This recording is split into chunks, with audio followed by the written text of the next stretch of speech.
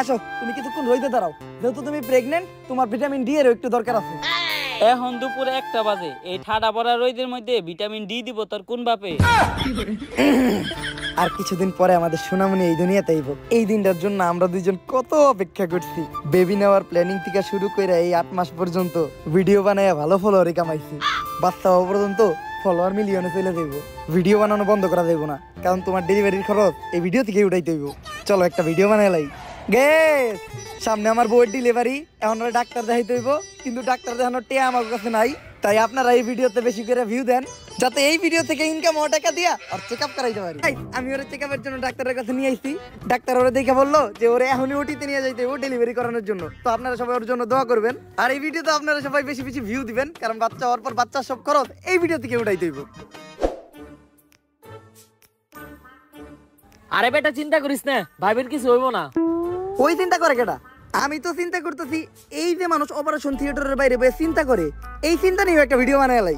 তাড়াতাড়ি ক্যামেরা ধর, ব্যাকগ্রাউন্ডে একটা ইমোশনাল মিউজিক লাগাই ছেড়ে দিমু, লগে লগে ভাইরাল।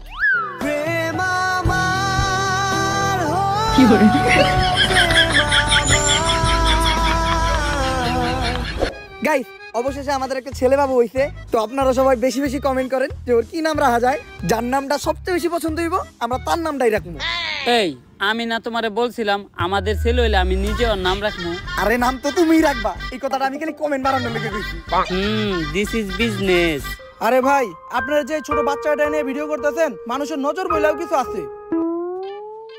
নাটকির পো ভিডিও না করলে তোর ফিসের টিয়া দিমু কোন থেকে?